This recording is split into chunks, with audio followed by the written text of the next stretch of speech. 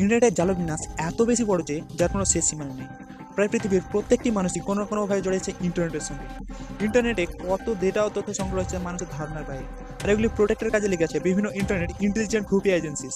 আর তখনই একটা প্রশ্ন মাথায় আসে সংরক্ষিত ডেটা নিরাপত্তা সিকিউরিটি সম্পর্কে। আসলে আমরা কতটা সিকিউর? কারণ একটা কথা শুনলে সবাই ভয় পায়, হ্যাকিং। মূলত হ্যাকিং ওয়ার্ড থেকে হ্যাকার শব্দের উৎপত্তি। और आज हम हैकर का भाजी पाला करते हैं। तो बिना टाइम फोड़े चीप्स आलू पटल लेट्स बिगिन।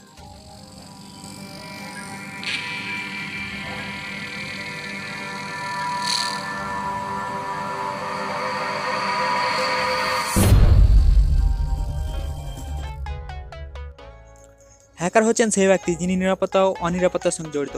হ্যাকিং একটি প্রক্রিয়া যেখানে কেউ কোনো বৈধ অনুমতি ছাড়া কম্পিউটার বা নেটওয়ার্ক সিস্টেমে ত্রুটি ও দুর্বল স্থান খুঁজে বের করে তার মধ্যে প্রবেশ করে নিজের ইচ্ছেমতো পরিচালনা করে ও তার বারোটা বাজায়।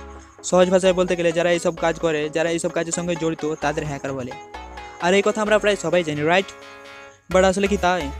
না, আসলে তা না। হ্যাকিং অনেক ধরনের হতে পারে। মোবাইল ফোন, ল্যান্ডফোন, গাড়ি ট্র্যাকিং, বিভিন্ন ইলেকট্রনিক্স ও ডিজিটাল যন্ত্রপাতি বৈধ অনুমতি ছাড়া ব্যবহার করলে তা হ্যাকিংয়ের আওতায় পড়ে। ফার্স্ট অফ অল হ্যাকার সম্পর্কে কিছু বলতে গেলে একজন অবতারের কথা না বললেই নয়, কেভিন মিটনি। একে হ্যাকিং দুনিয়ার বাদশা বলা হয়। ইনি দ্য কন্ডো নামে পরিচিত। হ্যাঁ ভাই, এই সেই বান্দা। আর এর হ্যাকিং করার আগ্রহ আয়ত্তের বাইরে ছিল। ইনি স্কুলে পড়ার বয়সে লস অ্যাঞ্জেলেসের বাস সার্ভারকে হ্যাক করে ফেলে ও ফ্রি অফ কস্ট সফর করতে থাকে। পাগল ছিল বেটা। তার মধ্যে ADM Ryzen thread repair 9050X excellent multicore dual processor লাগানো ছিল। জাস্ট কিডিং ইয়ার। মিটিং একটু অন্যরকম ছিল। তার বিশেষ অ্যাবিলিটি, নলেজ ও স্কিলের অধিকারী ছিল। সে খুবই সহজে কোডিং করতে পারত। মিটিং যতই বড় হতে থাকে তার কোডিংয়ে ইন্টারেস্ট ততই বাড়তে থাকে। সে ওয়াল ইন ওয়ানে একে একে নোকিয়া, মোটরোলা, আইএমের মতো বড় বড় কোম্পানিদের সার্ভারকে হ্যাক করে তাদের কাঁপতে থাকে। শেষমেশ ইউএসএস মিলিটারি হেডকোয়ার্টার প্যান্টাগনকেও হ্যাক করে ফেলে ও ডার্ক ডিপ ওয়েবে পুরি সেন্সিটিভ ইনফরমেশন বিক্রি করে পাবলিশ করে ফেলে। তখনকার সময় ইনি একাই ইউএসএস গভর্নমেন্টের লক্ষ লক্ষ কোটি কোটি টাকা লস করে ফেলেন। एक बात तो सही है, ज़्यादा लालच बुरी वाला। तो 1995 में इसकी रिकॉर्ड फट गई। একে সিবিআই পুলিশ অ্যারেস্ট করে ফেলে, কিন্তু এই বান্দা এত সহজে কাবুতে আসার মাল ছিল না। ইনি জেল থেকেও পালিয়ে যায় আর তখনকার নাম্বার 1 মোস্ট ওয়ান্টেড ক্রিমিনাল তালিকায় নাম লিখিয়ে ফেলে। कहता है ना, कानून की हाथ बहुत लंबा है। सेकंड टाइम है कि आबार सीबीआई पुलिस धरे फैले। एफबीआई जज का मानना है ये बंदा एक कॉल करके न्यूक्लियर बम अटैक कर सकते हैं। মিটনিক বলতো, আমি হ্যাকিং করছি না, আমি সোশ্যাল ইঞ্জিনিয়ারিং করছি। বাট ইনি ব্ল্যাক হেড হ্যাকার ছিল। তো ফিরে আসা যাক মেইন টপিকে। হ্যাকারকে প্রধানত 3 ভাগে ভাগ করা হয়। বলে কি, হ্যাকারকে চিহ্নিত করা হয় হেড বা টুপি দিয়ে। White head hacker, grey head hacker, black head hacker. আমরা প্রায় সবাই মনে করি হ্যাকিং খুবই খারাপ কাজ, তাই না? কিন্তু হ্যাকিং শুধুমাত্র খারাপ কাজের জন্য ব্যবহার হয় না।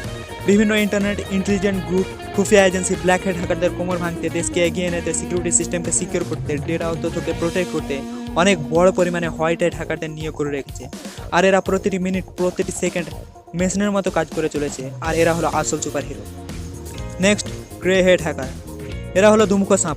উইদাউট পারমিশনে ইন্টারনেট সার্ভার ও কম্পিউটার সিকিউরিটি সিস্টেমের মধ্যে প্রবেশ করে নিজের ইচ্ছে মতো পরিচালিত করে। আর এটা বলা মুশকিল, কারণ তার মন ওই সময় কী চাইবে সে তাই করবে। সে ইচ্ছে করে সিকিউরিটি সিস্টেমের মালিককে ত্রুটি জানাতে পারে অথবা ইনফরমেশনগুলো দেখে নষ্টও করতে পারে।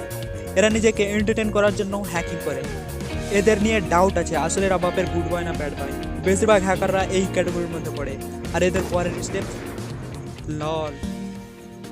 Next, black head hacker. এরা হলো হ্যাকিং দুনিয়ার ট্রোজান ভাইরাস। এ নামকে সবাই ভয় পায়। এ লং টাইম এগো এরা একটা অ্যাটাকের দ্বারা পরিচিত লাভ করে, যা ডিডোস বা ডেন্টাল অফ সার্ভিস অ্যাটাক নামে পরিচিত। এটা ঠিক এরকম ছিল, ফর এক্সাম্পল গুগল, ফেসবুক, ইউটিউবের মধ্যে কোনো নির্দিষ্ট সার্ভারের উপর অনেক পরিমাণে ট্রাফিক প্রয়োগ করে সার্ভারের ওয়াট লাগিয়ে দেয়। বাট এখন তা হয় না। এখনকার ইউটিউব, গুগল, ফেসবুকের মতো সার্ভারগুলি সিকিউরিটি সিস্টেম খুব উন্নত। কিছু কিছু কোম্পানি আছে যারা ডিডোস সিকিউরিটি সার্ভিস প্রোভাইড করে। কিন্তু এছাড়াও coding, carding, phishing, cracking, Trojan horse, black door, rogue access, etcetera আরও অনেক প্রক্রিয়ায় সবার আড়ালে অন্ধকারের কোণাতে থেকে প্রতিনিয়ত হ্যাকিং করে চলেছে এরা। আপনি বিভিন্ন হলিউডের মুভিতে এই ধরনের হ্যাকার দেখতে পাবেন। এরা নিজের ব্যক্তিগত উদ্দেশ্য হাসিলের জন্য নানা ধরনের অপরাধ সংগঠিত কাজ করে থাকে। সিস্টেমে নানা খুঁত বের করে অন্যান্য ক্রিমিনাল গ্রুপের সাথে তথ্যগুলি বিক্রিও করে দেয়। এক কথায় ব্ল্যাক হেড হ্যাকার বলতে বোঝায় যারা হ্যাকিং করে শুধুমাত্র নিজে লাভবান ও অন্যের ক্ষতি করার জন্য। আর সবচেয়ে ভয়ঙ্কর হ্যাকার হচ্ছে ব্ল্যাক হেড হ্যাকার। এরা সিকিউরিটি সিস্টেমের ত্রুটিগুলো বের করে দ্রুত ওই ত্রুটি দিকে নিজের স্বার্থের কাজে লাগায়। ওই সিস্টেম নষ্ট করে বিভিন্ন ভাইরাস ছড়িয়ে যায় যাতে ভবিষ্যতে নিজে আবারও ঢুকতে পারে। हैकिंग करने का मेन मकसद है पैसा, जो कम समय में हैकिंग वर्ल्ड पे भर भर के मिलते हैं। এখনকার কিছু কিছু ছেলেমেয়েরা টিনেজার থেকে hack related movie, web design, internet configuration, computer science, coding technology এইসব জিনিসের উপর ইন্টারেস্ট বাড়তে থাকে, যা একসময় নেশাতে পরিণত হয়ে যায়। ও নিজের অজান্তে নিজেকে হ্যাকার ভাবতে থাকে, যা ভবিষ্যতে ভয়াবহ রূপ নিতে পারে। হ্যাকার হবে হও সরকারকে সাহায্য করতে, দেশকে প্রোটেক্ট করতে, সিকিউরিটি সিস্টেমকে সিকিউর করতে, অন্ধকারের কোণাতে থাকা আড়ালে মুখোশের পেছনে পর্দা ফাঁস করতে, ব্ল্যাক হেড হ্যাকারদের কোমর ভাঙতে, সাদা টুপি পরে হোয়াইট হেড হ্যাকার হও, ওইথিক্যাল হ্যাকার হও। জানি এতে কালো দুনিয়ার থেকে টাকা কম, কিন্তু ভালো কাজ করবে মাথা উঁচ করে বাঁচবে, খারাপ কাজ করবে একদিন না একদিন মুখোশের পেছনের পর্দা ফাঁস হয়ে পড়বে, আর उस दिन सब खत्म, দ্য एंड। क्योंकि सुना ही होगा कान की हाथ बहुत लंबा होता है। तो ये ছিল হ্যাকার সম্পর্কে সামান্য কিছু ইনফরমেशन। अच्छा लगे तो लाइक ठोको, सब्सक्राइब मारो और इस वीडियो को जितना से जितना हो सके शेयर करो। सबके लिए इतना तो नॉलेज बनता है यार, और दिखा दो आपने भी कम्युनिटी में दम। आज के लिए इतना ही, मिलते हैं next video. Over out. At the end of the day, let's put it